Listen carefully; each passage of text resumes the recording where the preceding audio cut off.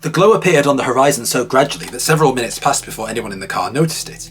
It was a vertical streak of red, and even though it was supposed to be miles away, it stood out clearly in the dark sky. Little Colby Landrum was the first to spot it. "What's that, Grandma?" he asked.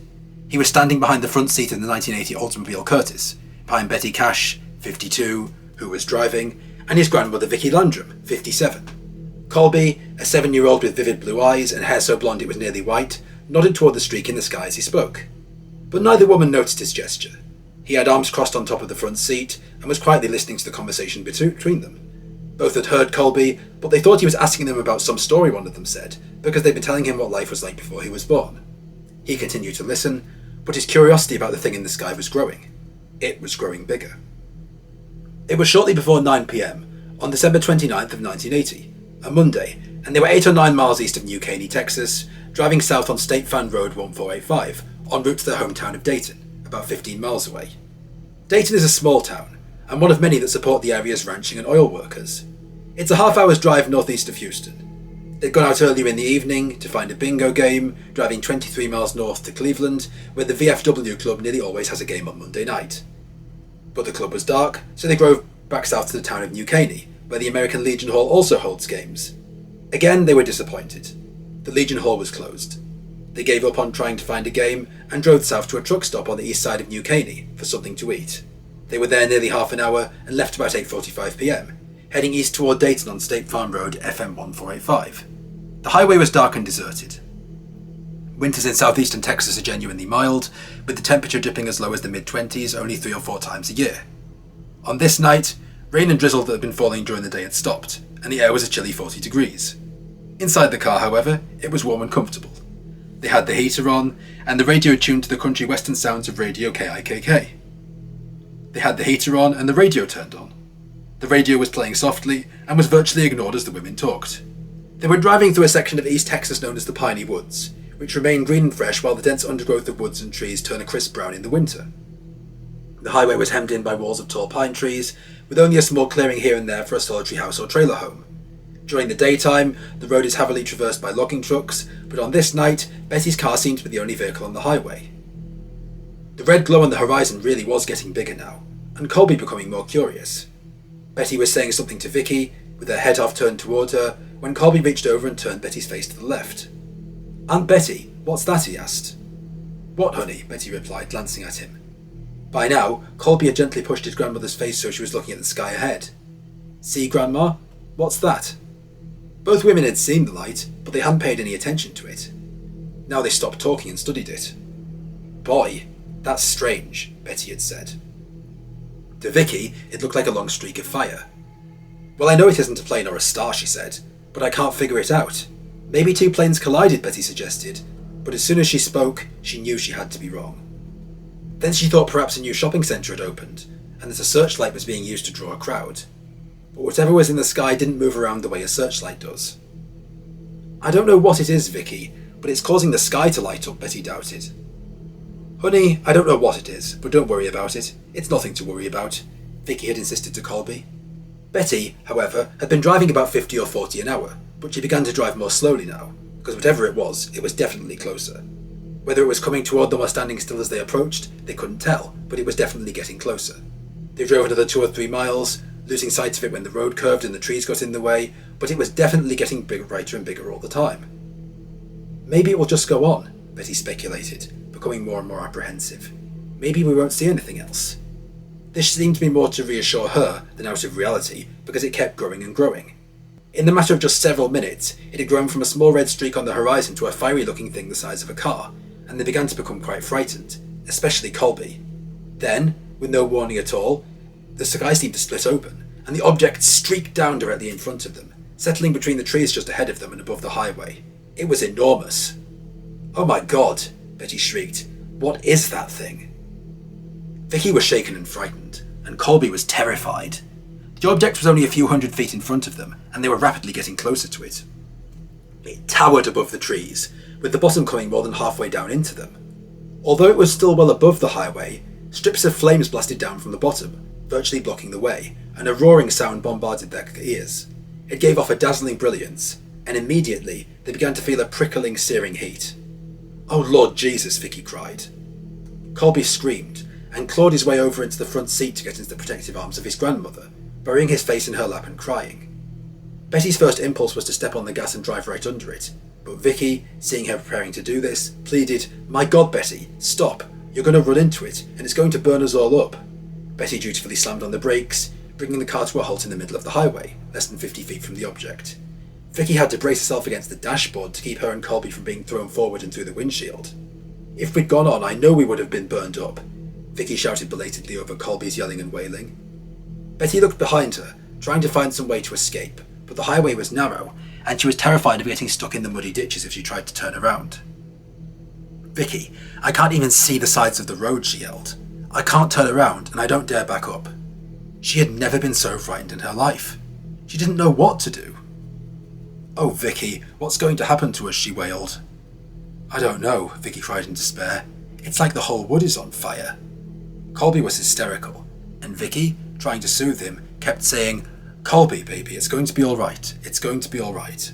But she was terribly frightened herself, and, raising her voice over his screams and the noise from the object, she said to Betty, "It looks like the end of the world." Even in the car, the heat was searing. It was getting warmer and warmer, and she wrenched open the door and got out. She was going to run away from the thing, but because of the brilliant bright light it gave off, she ironically couldn't see anywhere to run to. She felt trapped and helpless as she stood before it, and mesmerised. Vicky then got out too, driving Colby into new hysterics. "Grandma, don't go," he screamed, clawing at her, trying to pull her back in. He thought she was going to leave him, and in desperation he screamed anew, jumped out of the car and tried to run. But Vicky caught him, and held him close to her, hemming him between her and her front seat. She wanted to run too, but she was not going to leave Colby behind, and she knew she couldn't run and carry him as well, and so she, and the others, simply stood and stared. It was nothing like anything they'd ever seen or imagined before. Vicky had her left hand on top of the car as she stood there in awe, unable to move. The bright light from it was blinding. It seemed to come from the furious flames that periodically gushed from the bottom of it, but they couldn't really tell what it was like, until they shielded their eyes, and witnessed a huge, greyish metallic structure, as big as the 200-foot water tower in Dayton. It was a diamond, coming to a point at all sides and tapering to a blunt end on the top. The bottom had some kind of exhaust portion, from which flames gushed down. It seemed to be having some difficulty. The flames shot down continuously, but from time to time a louder whooshing sound would be heard, and the flames would shoot down much faster. The object would rise 20 or 30 feet, chug up on the flames and settle back down, seeming to be having some kind of mechanical issues. And as it had them, it emitted a shrill, irregular beeping noise, so loud it hurt their ears. Colby was still crying uncontrollably, and was so distraught that he tried to break free of Vicky, who had to keep a firm hold on him. Soon he got back into the car and begged Vicky to join him, nearly pulling her clothes off as he dragged her back inside. After 2 or 3 minutes, she became so terrified that she indeed got back inside. "Mama's back in the car," she told him, trying to calm him down. "Mama loves you, darling." She had raised him since she was a toddler, and she was both like a mother and a grandmother to him. His heart was beating wildly, he was having trouble breathing, and she was worried he was going to have a heart attack. "Colby, honey, Colby," she kept saying over and over, trying to calm him down. "Baby, you look real close, and right at the centre of that thing, if you see a big man come out, that's going to be Jesus. He's not going to hurt you. He'll carry us to a better place. Don't be afraid. You look straight at it, and just keep your eyes on it, and whenever you see something come out of it, it will be Jesus. He's not going to hurt us. He's coming after us, and there's no way that God will ever hurt anybody." After about a minute, he stopped crying enough to ask, "What about Papa? We'll go through Dayton and pick him up. We'll go by and get Papa. Don't you worry about him. We're going to carry him with us." Betty, meanwhile, seemed absolutely mesmerised by the object, almost hypnotised, and began to walk forward. "Betty!" Vicky screamed. "Get back here before you burn up." Betty could just about hear this over the roar, but she was too fascinated by the object, thinking that if she just got a little closer to it, she could get a better look at it. She moved slowly, a foot or two at a time. At one point, she reached out to touch her car fender and pulled it back because it burned her hand, so searing hot was her own car's metal. She raised her right arm to shield her eyes, but she still couldn't make out any details of the object, and by now her eyes were feeling like someone had pulled a thin veil over them. She wasn't sure just where she was, but she thought she was near the front bumper of the car, and didn't dare go any further. She stood there for about 3 or 5 minutes, and all the time she could hear Vicky screaming at her to get back in the car. The heat finally became so unbearable that she did indeed go to get back inside it. She started to grab the door handle, but it was too hot, and she had to actually use the tail of her coat to open the door. "Why in God's name did you do that?" Vicky demanded angrily. "You could have burned up about there." "I don't know," was all Betty could say. "I thought I could maybe get a better look at it, I guess." "Well, you shouldn't have gone out there," Vicky replied. Both women had been crying for some time, and Colby had never stopped. None of them knew how long they'd been there. It could have been 15 minutes, but the object still lumbered slowly up and down atop the road, roaring, beeping, shining. "There's no way we can ever live through this heat," Becky sobbed. "We're going to die." Vicky was too busy praying to God to answer, and Betty began to pray quietly. Suddenly, another mass of flames shot down from the object, and in an instant it rose swiftly above the trees, almost out of their field of vision.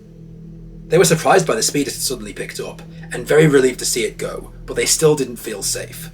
The woods and highway were still brightly lit up, and they could still see the object by leaning forward and looking up through the windshield.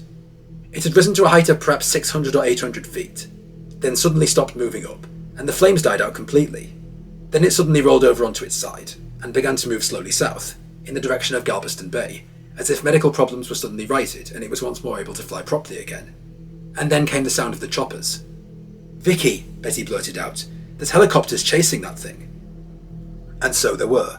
Several black helicopters were in pursuit after the object, most being chin hooks with two large rotors, one in the front and one in the back, but some seemed to be of the Black Hawk variety. They were much bigger than the car, but they seemed tiny beside the object. Its sudden upward trajectory seemed to catch them by surprise, but they had it soon surrounded on all sides. "I'm going while the going's good," Betty said, as soon as she realised the object was out of harm's way. Then realised for the first time that the engine had died. The glare from the object was still bright enough that she actually had time to feel for her keys to ignite the ignition. She turned twice, and eventually, as the engine started, Betty slammed her foot on the accelerator and turned on the air conditioner. As they drove, they could still see the object, and see the helos up ahead. Some were flying above the object, some beneath it, and some surrounding it on all sides. "It looks to me like they're trying to trap it or hem it in," she said to the others. "See how they're stacked up around it? It looks like some of them are trying to get above it." Betty was driving south, and the helicopters were moving at an angle to the southwest. She had thought for a second about turning round and going in the opposite direction, but she really wanted to get home quickly. Everyone was badly frightened, but the terror that had gripped them was now easing. Both Betty and Vicky were still crying, even though they were relieved they'd survived. Colby was also crying at times, but not as much as before. But it wasn't over yet. About 2 miles down the road, Betty stopped near a small bridge and said, "Look, there's more helicopters coming over there." She pointed to the left, and low in the sky they could see a steady stream of choppers, flying toward the object from the east. By now the object was maybe a quarter of a mile or more away, and still seemed semi-functional, since it had no more flames coming out of it. Betty drove on, watching the object and the helicopters almost as much as she watched the road. "You better watch where you're going or you're going to run us into a ditch," Vicky warned Betty, and the car drove on, with all three suddenly realising how hot and miserable they felt. "I'm burning up from the inside out," Betty complained. "I feel like I'm burned to a crisp." "I wouldn't wonder," Vicky replied, thinking of how long Betty'd stayed outside the car. Then she added, "Now I'm beginning to get a headache." Colby complained of a headache too. "It's probably because of the glare," Vicky said. "My eyes are burning too." Betty's eyes felt like she'd stayed in the sun for too long. All three could see spots before their eyes. As Betty drove, Vicky watched the helicopters for a moment and said, "One thing's for sure. Either they know what that thing is, or they're trying to find out." "They must know what it is, or they wouldn't be there," Betty replied. Colby was silent, keeping a fearful watch on the glowing object. "Those people in the helicopters," Betty watched themselves, Betty said. "As hot as we were back there, they've got to feel it too. Some of them are even closer to it than we were, and if they don't watch out, they're going to get burned up." "Maybe they don't know how hot it is around it," Vicky said. "I hope they don't get hurt," Betty replied, and 2 miles further down the road, they turned west on FM 2100, and a short while later, stopped near the entrance to a rural cemetery. From there they could clearly still see the object, and the helicopters across an open field, and had no intention of getting close to it again. They did, however, begin counting the helicopters. Betty thought there were 26. Vicky said 21, Colby pointed out 23. "Maybe I counted some twice," Betty said. They finally agreed there were at least 23 helicopters, some flying around the object and the others still approaching it from the east. And then as they watched the activity in front of them, one of the huge chin hooks with 2 rotors flew low over their car. The noise and vibration was horrendous, instilling a bone-chilling fear into each of them, and it was later speculated it intended to terrify them away. It was so close to their car that they could see some kind of round insignia on the side, showing it to be military, probably Air Force. "As soon as I get home, I'm going to call Ellington and ask what's going on," Vicky said. At that time, Ellington was an airfield just south of Houston, 45 miles from their location. They again stopped, and once again counted 23 helicopters, but generally couldn't wait to get back home again. But once they did, bad things continued to happen. Vicky had pain between her eyes, Betty had a severe headache, and it got worse and worse. All had puffy, irritated eyes, all were thirsty, all nauseated, but Betty was the worst. She was so sick that she was barely conscious of letting Vicky and Colby out of their house. "Vicky, I'm just going to go on home," she said. "I'm so upset." As she drove the 7 miles to her home north of Dayton, she could feel some lumps forming on her neck and head. However, the pain in her head was so great that she was only mildly curious as to what the lumps could be. She only wanted to get home as soon as possible. "I feel I could die," she moaned as she walked into her house. It was her nearly last lucid moment for about a week, and in the months to come, she wished she could die. Betty, a trim, attractive woman, meticulous about her appearance, found the effects of the encounter on the highway already showing. Her face was red and swelling, her head was pounding from a headache, and her eyes were burning. She was also unbelievably thirsty, and afraid. All she wanted was to get inside, lock the doors and go to bed. But she found she had some company.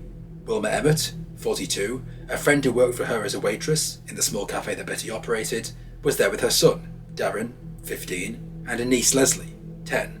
Wilma's husband was working the night shift, and she sometimes stayed at Betty's overnight, rather than going home far out in the countryside, and Betty had forgotten she was coming. "Wilma," Betty said, trying to focus her bleary eyes, "I'm so sick, and I've never had a headache like I've got now. It's really terrible. And look." Betty passed her fingers lightly over some of the lumps that had formed and said, "Look, they're all over my head, my neck, my arms." "What's happened to you?" Wilma asked. Betty told them about the incident on the highway, but Wilma didn't think it was serious and laughed. The nightly 10 o'clock television news was on, and Betty tried to watch it to see if there was anything about the aircraft, but her eyes hurt too much, and she felt like she had a veil drawn across them. Then she said goodnight and went to bed. She'd been drinking water after water after water, but no matter how much she drank, she still felt ravenously thirsty. She was beginning to vomit, and also beginning to suffer from diarrhea. Across town, a similar scene was playing out at Vicky's home in Dayton. For Vicky, a usually cheerful and alert woman, it was the longest night of my life. A nightmare. She and Colby both felt like they'd been out in the sun at the beach all day. Both drank several glasses of water, trying to quench their thirst. Vicky then took a bath in an attempt to relieve the burning feeling, but it only made it worse. The tepid water felt scalding hot. Because of this, she decided to just sponge Colby off with a damp washcloth. Even then it was too much, and he complained it was burning his skin. When she finished, she rubbed baby oil on him and went to bed, then herself, but had trouble falling asleep. When she finally did so, she woke up around 1 a.m. to hear Colby crying. She went into his bedroom and found he'd vomited, he'd had diarrhea, and as Vicky began to clear up, she started getting sick herself. Across town, Betty was having even worse problems. She was desperate for water, but was too weak to get out of bed. She felt like she was on fire on the inside. Several times during the night, she called out to Wilma for help, but she couldn't rouse anyone. Wilma and the children left early the next morning, not knowing if fitfully dozing Betty was sick. Back at the Landrum home, Vicky had gotten up at 5:30, still vomiting, and with an aching head, making food for her husband Ernest, who had no idea what had been happening, and then once he'd left for work, she woke up Colby, and the two of them went off to Dayton to Betty's restaurant and grocery. Betty closed the business down a few days earlier and was preparing to move to a larger location. Vicky had helped promise pack, but Betty didn't show. Vicky used her own key to unlock the place, then sent Colby a third of a mile down the street to Betty's house. Colby found the doors unlocked, so he pulled himself up to the window to look inside, came back and reported no activity. Without waiting for Betty, Vicky began working, and Lois the cook soon arrived and pitched in. After an hour, passed with no Betty, Vicky asked Edwards if he would go over to Betty's home and check in on her. Edwards went there and knocked on the front door, but got no response. He then went round to the back of the house, knocked on Betty's bedroom window and asked if she was all right. Becky told him to tell Vicky that she was sick, and to come help her. Vicky found Betty unable to do anything for herself. Her face and neck were swollen, and she appeared to be covered with blisters. "Vicky, I've got to get some water," Betty moaned. "Betty, what's wrong with you?" "I'm dying. I've got to have a drink of water." Vicky nursed Betty for the next 3 days, Betty being delirious most of the time. She ate very little. Vicky would try and feed her a spoonful of soup, and Betty would throw it all up. Her skin was very red, it was swelling, she was suffering from a headache, nausea, diarrhea, blisters. Her eyes had swollen shut. Vicky became more and more worried about her, and was afraid she would die. She and the others were so worried that they all agreed she needed to go to a hospital. They called her doctor, who agreed, and said she needed to go there right away. In hospital, Betty began losing all her hair, and soon had bald spots all over her head. Her face swelled up, she couldn't see, the headaches continued, among all other prior symptoms. Whenever she closed her eyes, she could still see the glare from the encounter with the object.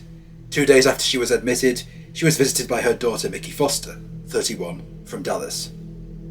I walked through the door and turned right around and walked out, because I thought I was in the wrong room. I didn't even know it was my mother. I had to walk out and look at the door number again. It upset me so badly I broke down crying. Her face was the size of 2 men's faces put together. Her eyes were swelled shut. It looked like she'd been under a sun lamp. When I rubbed her forehead, water just squirted out. It looked like a blister that had popped, but it was all over her face, and all in her hair. I went to rub her hair and it was just falling out. On January 19th, Betty was allowed to go home, but the doctor warned Vicky, "Don't let this lady lay home and be in the shape she was in before you bring her back." And of course, the horrible headaches continued. She began to swell again and broke out in more blisters. She had no appetite, she was sick to her stomach, and would throw up even if she just took a drink of water. So on January 25th, she re-entered Parkway General Hospital. Once she was admitted the second time, things got even worse. Her hair fell out in clumps. In a few days, she had several bald patches on her skull, 3 to 4 inches in diameter. She was discharged for the second time on February 9th and stayed with a brother in Houston, but the health effects continued. She lost 16 pounds, dropping to 94 pounds, and it was months before she was back up to her normal 110 pounds again. It was 4 months before the vomiting, diarrhea and nausea stopped, and the bad headaches continued for several more months. It was May before her hair began to grow back, and even then it was several more months before she finally gave up wearing wigs when outdoors. For a very long time, she would break out in blisters when she was near any heat higher than normal. This meant she couldn't take warm baths and had to bathe in water that was nearly cold. Otherwise, the water felt like it was burning her, and blisters would form in minutes.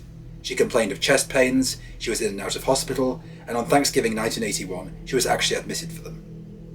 During this visit, a dermatologist examined her and said she was suffering from radiation exposure. In early 1983, lumps were found on her right breast. The breast was removed on March 29th, and Betty began chemotherapy, but her health got so bad that in 1983 she suffered a heart attack, and on June 23rd, her other breast was removed. This pattern of hospital visits continued every year since the encounter, and still continued up until her death in 1988, age 69, on the 18th anniversary of the encounter.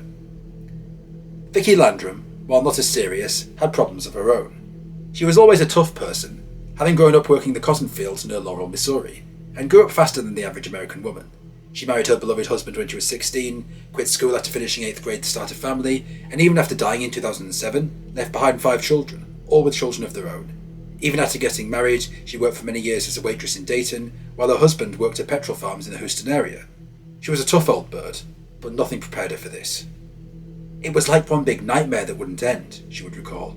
"I sat up with Betty and Colby for 3 nights, and I would have to stay in the daytime to take care of them. I thought she was dying. I thought I was going crazy. You couldn't tell nobody because it was too unbelievable. She was sick herself, with headaches, nausea, vomiting and all the rest. For about 3 months, I'd wake up at night so sick to my stomach that it wasn't funny. One night, I went into the bathroom, and then I had to lay down on the floor to get better so I could go back to bed. In the daytime, it would ease off, and then I'd be sick again at night. The headaches, vomiting, nausea and diarrhea, along with thirst and lack of appetite, continued on and off for about 2 months, but by then a new problem had developed. She had lost most of her hair, just as Betty had, and it wasn't until 1981 that most of it grew back. She was actually pleased with her new hair. It had a different, coarser, tougher texture and was better to manage, but she broke out in blisters for a while, and there was never a time during the following year that she didn't have blisters forming or old ones healing. At the same time, just as with Betty, she found she'd become extremely sensitive to the sun and heat, and, presumably for the rest of her life, she'd endured this problem. With the hair and skin problems, she hated going out in public, remembered that she had, quote, all these blisters and sores, my eyes were running, hair falling out. I had to go to the grocery store once, and this old lady, a woman I'd known ever since I'd moved to Dayton, says, "Honey, aren't you ashamed to be in the grocery store in that shape?" And I said, "What do you want me to do? Starve?" Then she went outside and cried. She wore a wig, but bizarrely, and clearly related to the UFO-linked damage, this led to a particular reaction. Maria Thompson, long-time friend, remembered, "She had this wig on one night at my house, and she looked so nice in it, and the time I saw her, she had the wig off, and 3 or 4 more times after that, I saw her with no wig on, and I said, 'Why don't you wear the wig anymore?' And she said, 'Oh, that damn thing. Every time I wear it, I can taste it. I can taste it. I can't explain it, but when I put the wig on, I could taste it in my mouth. Her eyesight began to deteriorate, her eyes tearing so she couldn't see. Even at night, her pillow would be all wet, and in the mornings when she got up, it felt like her eyelids were stuck on something. An optometrist in the nearby town of Libany warned that she'd been exposed to microwave radiation, and another examination in April 1981 showed she was developing a cataract. Amazingly, apart from the eye doctor, since she had no money and insurance, she doctored herself, and the symptoms receded. Colby, her grandson, who lived with her full-time, also suffered. He was in the 2nd grade when the encounter took place, was 7 years old, and was making amazing progress, never having wet the bed since he was 1, but now, due to fear and an unquenchable thirst, he wet it 3 times a night. Even worse, he lost control of his bowels and had to wear diapers for 2 weeks. He had diarrhea for a year, constant upset stomachs, regularly had to miss school, and drank constantly for 5 months. He also became sensitive to the sun. In March 1981, he and his mother Peggy went fishing on Lake Livingston, and although the sun didn't seem very hot, when he came home, his left cheek was nothing but a big hanging blister. His eyes were irritated for many weeks after the encounter, and he complained at times, saying, "It's like I'm looking through plastic." Just before school started in the fall of 81, he had to be fitted for glasses, but the trauma was the worst. There were times when something as simple as a helicopter flying overhead could send him into hysterics. It was nearly 6 months before he would go outside and play after dark, even though the family lived on a well-lit street. Seeing planes, helicopters or anything similar would cause fits of fear and terror, and Vicky remembered that in January 1982 he saw 2 big chin hooks, and for about 2 weeks he wouldn't do his schoolwork, just so the teacher would make him stay in at recess and never have to go outside. Even today, he lives a relatively quiet life, and doesn't like to talk about the incident. John Schussler, who investigated the encounter, interviewed the witnesses and took photos, was taken back to the area by them, and he remembered, "The damage to the road caused by the heat from the object was obvious. The surface of the road appeared to have been melted and resolidified. The damaged area consisted very well with old, cracked road surface that runs for miles to the east Texas piney woods. The damage from the damaged area on the road to where they had stopped the car was approximately 135 feet. And this wasn't the only UFO report in the area. In fact, there were a handful of others I've managed to find in the locale, and they're quite interesting. In Cleveland, Texas, a maintenance engineer at Houston's Methodist Hospital was returning home from Houston around midnight on December 29, 1980. Just after he crossed the bridge on Interstate 59, just south of Cleveland, he came across a UFO at treetop level. It was the length of 2 football fields. He got back in the car and observed it for 20 or 30 minutes. He said he was close enough to see beings inside the vehicle, and some seemed to be looking out. The craft made no sound. When it left, the object went up and again went away rapidly. Even better, near Dayton on December 29th, Belle McGee, living several miles west, was sitting at a table playing cards when she saw something out of the window in the direction of New Caney, around 9 p.m. She said, "It was just a light, a big old thing. I knew it wasn't something that was supposed to be there. It wasn't there that long. I said, 'Look at that light.' My son looked around, and by the time he looked, it was gone." Near Huffman, Texas on December 29th, Angela and Doug Stanley were driving back to Dayton from New Caney. After completing driving down the stretch of FM 1485, the same area where the Cash-Landrum encounter occurred. As they turned onto FM 2100, they saw a very bright light in the sky. They said it was very bright, and looked like a car in the sky, but the best encounter by far came from Jerry McDonald, also around 9 p.m, when he saw a huge object overhead. He said he was in the back of his trailer house, trying to fix a leaking water hose, when he heard the object approaching. It had a low rumble to it. He remembered, it was a kind of triangle shape. As it came over, it was about 150 to 200 feet, and it was going maybe 3 to 5 miles an hour. I could see these funny looking lights. It had a white and blue lights on the corner, and a bright red light in the middle. The back had what looked like 2 jet propulsion type engines, with the fiery torch looking colour, like an acetylene torch. As the object passed directly overhead, he could plainly see it was triangular in shape. It continued on over the vacant football field, out of sight to the west, in the direction of Huffman. And by Wednesday, Jerry had flu-like symptoms, with a 103-degree temperature and bad headache. He was sick on and off for the next 6 weeks. On February 14th, he was hospitalised because of, quote, an air pocket in his lung.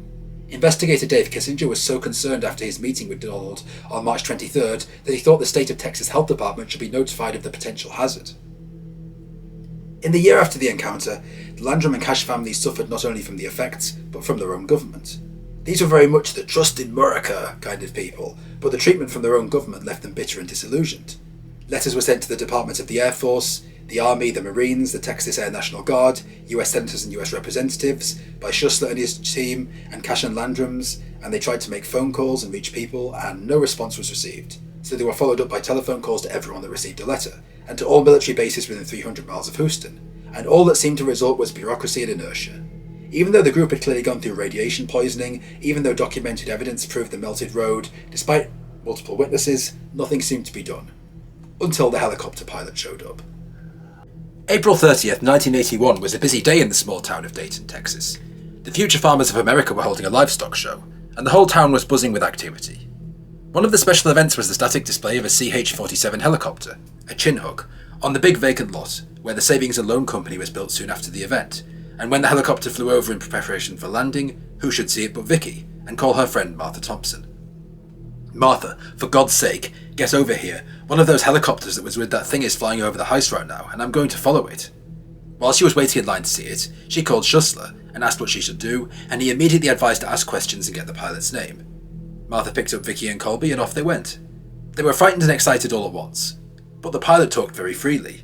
Martha remembered that Vicky commented to him that she'd seen a whole slew of helicopters just like this one, and he instantly said, "Yes, Mom, we were all carried out that night."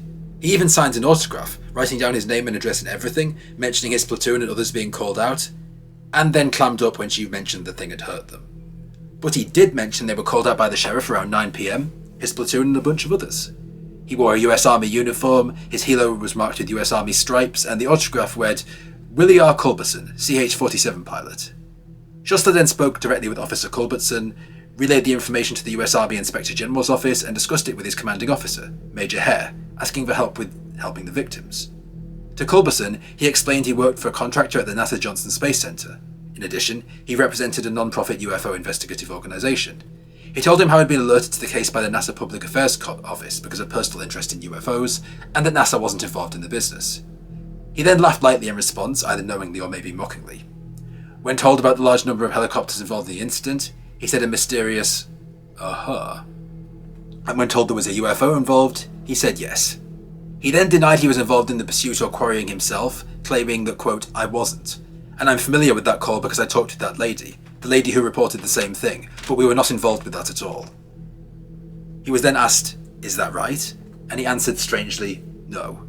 Schussler explained how 2 ladies and a little boy were burned badly and were seeking information that would help treat them, but he insisted, "The only reason I'm familiar with it is that I took a CH-47 to Dayton, Texas, and the lady came up and she reported the same thing to me. It was her, and I think she said someone related to her, and the little boy was with her, and her face was burned and her hair was falling out and it was affecting her eyes."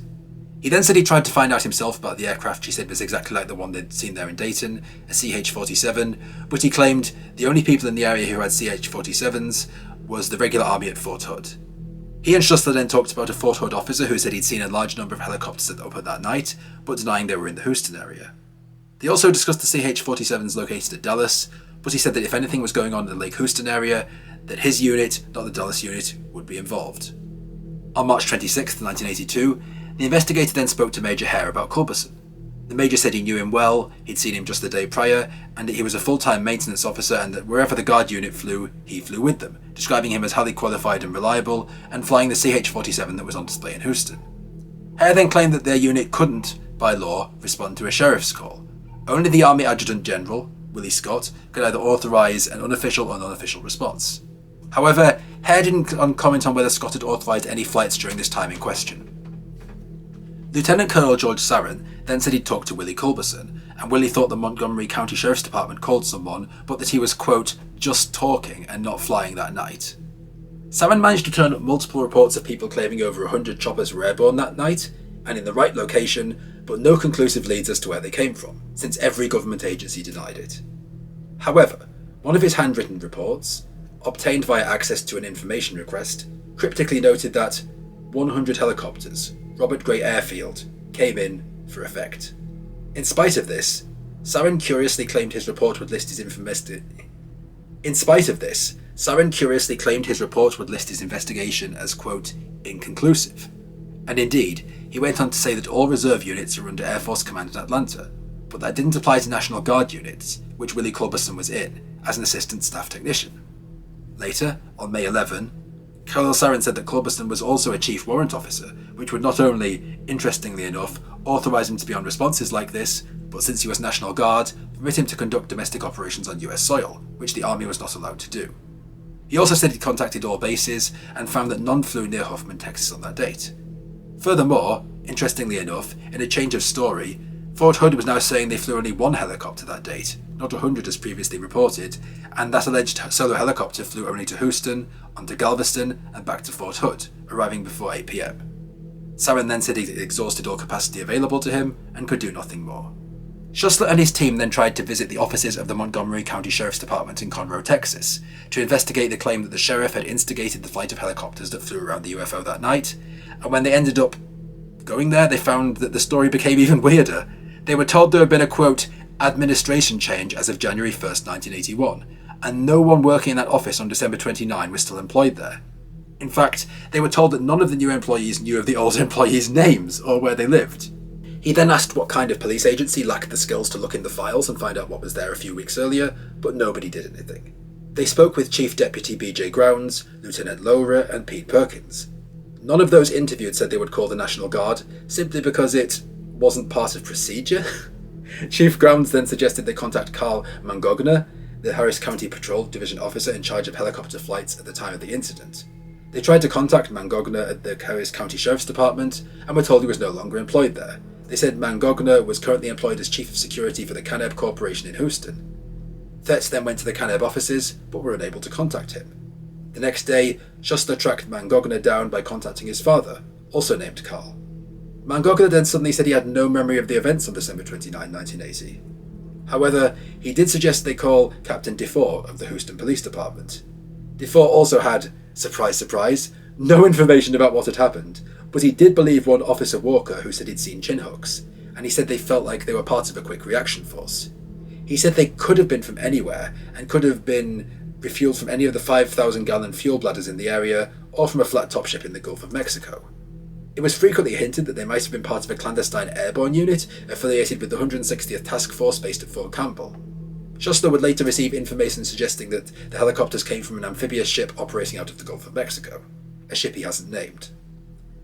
So what could really have happened to Billy Cash, Vicki Landrum and Colby Landrum, and to Willie Culberson for that matter? The radiation burns, pain and suffering that the three witnesses suffered were all too real, and Culberson's involvement seems all too real too. But his immediate recounting of the story, in the presence of multiple witnesses, suggests his superiors shut him up, and that he was nervous about the gaffe he committed.